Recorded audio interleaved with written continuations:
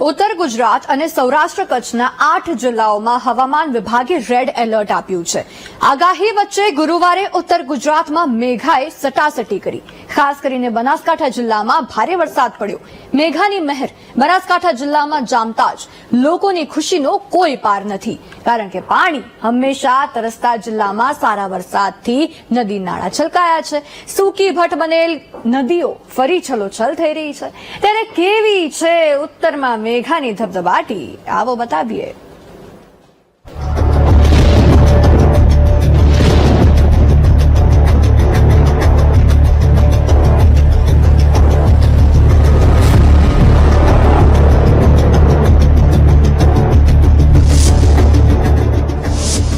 જૂનથી રાજ્યમાં થયેલી ચોમાસાની એન્ટ્રી પછી એકંદરે તમામ જિલ્લાઓમાં મેઘરાજાએ હાજરી પુરાવી છે।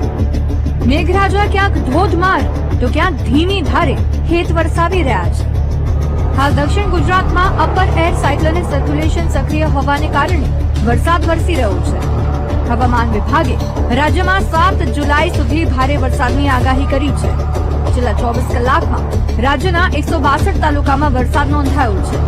સૌથી વધુ વરસાદ બનાસકાંઠાના વડગામ અને પાલનપુરમાં 8 ઇંચ નોંધાયો છે।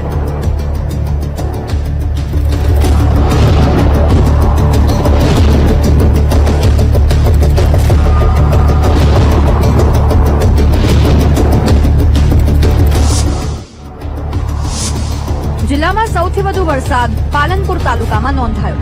8 ઇંચથી વધુ વરસાદ પડતા જળબંબાકારની સ્થિતિ જોવા મળી। રસ્તાઓ પર કમર સુધી પાણી ભરાઈ ગયા। દ્રશ્યો પાલનપુરમાં પડેલા વરસાદની સ્થિતિ વર્ણવી રહ્યા છે।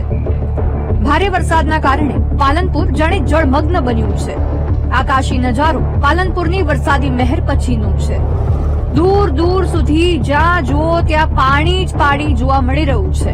જાણે વરસાદે પાલનપુરને બેટમાં ફેરવી દીધું।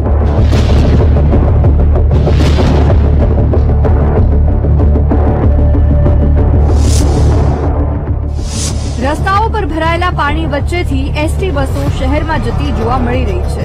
રસ્તા પર પાણી એટલા ભરાયા છે કે એસટી બસોના ટાયર ડૂબી ગયા છે।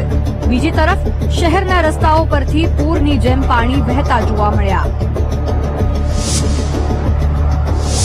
શહેરના રસ્તા પર કમર સુધી પાણી ભરાયા, જેના કારણે વાહન વ્યવહાર ઠપ થઈ ગયો।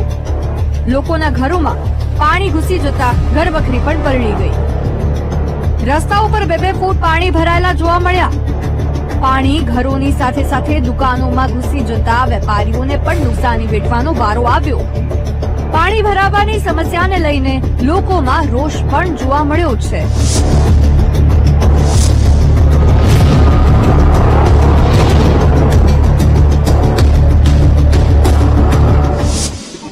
પરિસ્થિતિ બહુ ખરાબ છે। પાણીથી અમારા ઘરોમાં વસ્તુ બધી પલળી ગઈ છે।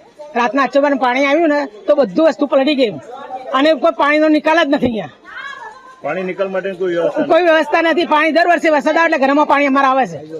ચીજ વસ્તુઓ પલળી ગઈ। હા, બધું વસ્તુ પલળી ગઈ ઘરોમાં।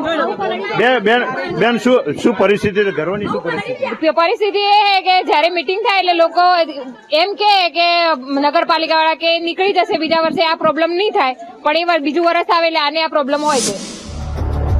અનરાધાર વરસાદને કારણે પાલનપુરના ગોબરી ગામનું તળાવ પણ ઓવરફ્લો થયું છે।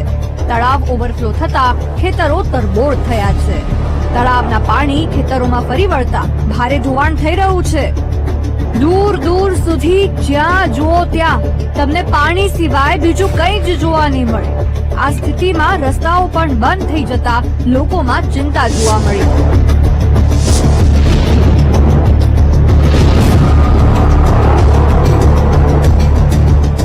પરિસ્થિતિ અહીંયા એટલી બધી વિકટ થાય છે આ ચોમાસામાં કે અમારા ઘર બધા છે જે બાજુમાં 15 થી 17 ઘર છે, લગભગ 100-125 માણસો રહે છે। એમને રોજનું તકલીફ અહીંયા પડે। ત્યાં ઘર નગરપાલિકાને એટલું જ અમારે કહેવાનું છે કે આમાં શોષ કુવા બનાવી અને આ પાણીને અંદર ભૂગર્ભમાં ઉતારવાની કઈ યોજના બનાવે। હવે પાલનપુર અમદાવાદ હાઈવે પરના આ દ્રશ્યો પણ જુઓ। અનરાધાર મહેરના કારણે હાઈવે પર ઢીંચણ સુધી પાણી ભરાઈ ગયા। સર્વિસ રોડ પર પાણી ભરાવાને કારણે વાહન ચાલકોને ભારે હાલાકી ભોગવવી પડી હતી। ટુ વ્હીલર બંધ પડી જતા ચાલકોને ધક્કા મારીને પાણીમાંથી બહાર કાઢવા પડ્યા। તો કેટલીક કાર પણ બંધ પડી જતા તેના ચાલકોને પણ ભારે મુશ્કેલીઓ વેઠવી પડી. હાઈવે પરના સર્વિસ રોડ પર આ સ્થિતિને લઈને લોકોમાં રોષ પણ જોવા મળ્યો.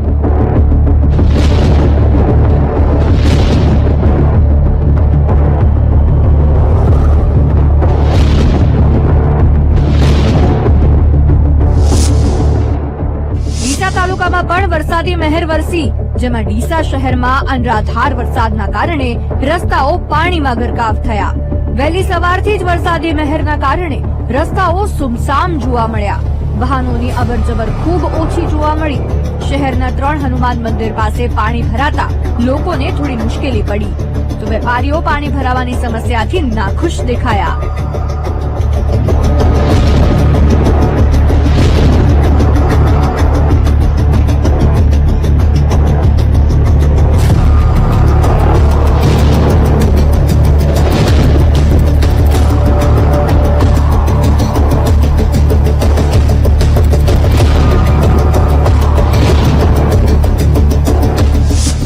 વરસાદના પાણીમાં જે થોડોક વરસાદ વરે ડીસામાં અમારા વિસ્તારમાં રોડ ઉપર પાણી ભરાઈ જાય એટલે સવારમાં નાના મોટા વેપારી આવે ત્યાં ગ્રાહક કોઈ દેખાય નહીં.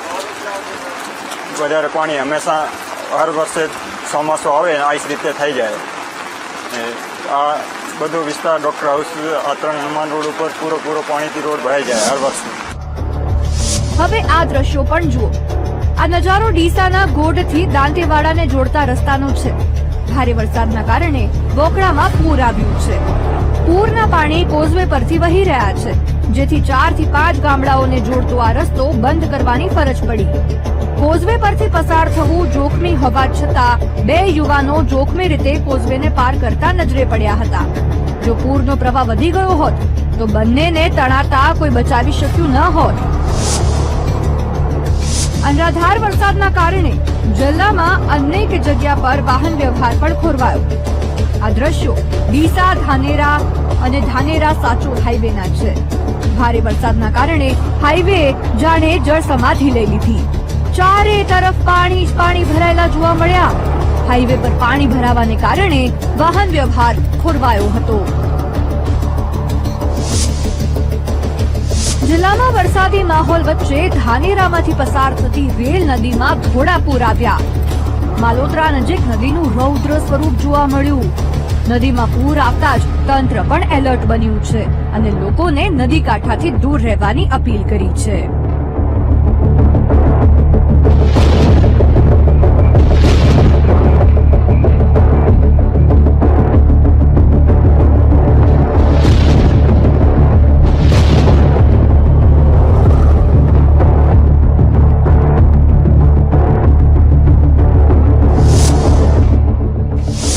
ગ્રામ્ય વિસ્તારમાં અવિરત મહેરના કારણે ખેતરો પાણીથી છલોછલ થયા છે.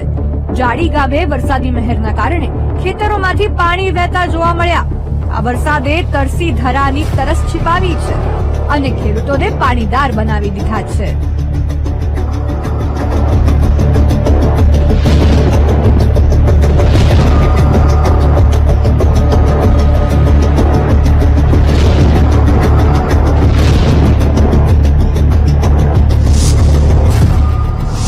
વડગામ તાલુકામાં સૌથી વધુ 9 ઇંચ આસપાસ વરસાદ પડ્યો. ભારે વરસાદના કારણે જળબંબાકારની સ્થિતિ જોવા મળી. નીચાણવાળા વિસ્તારોમાં કેડસમાં પાણી ભરાયા. કેટલાક વિસ્તારોમાં ઘરોમાં 3-4 ફૂટ સુધી પાણી ભરાઈ ગયા હતા. તો રસ્તાઓ પર પણ ઢીચણથી ઉપર પાણી ભરાતા તંત્ર ચાલુ વરસાદે જેસીબીની મદદથી પાણી નિકાલ માટે મથી રહ્યું હતું. આમ જિલ્લામાં એકંદરે સારા વરસાદના કારણે ખેડૂતોમાં ખુશી જોવા મળી. ક્યાંક લોકોને થોડી મુશ્કેલીઓ પણ પડી, પરંતુ વરસાદી મહેરના કારણે આવનાર વર્ષ સારું જવાની આશા બંધાઈ છે. સંવાદદાતા મોગજી પટેલ અને રોહિત ઠાકોરનો રિપોર્ટ, વીટીવી ન્યૂઝ, બનાસકાંઠા.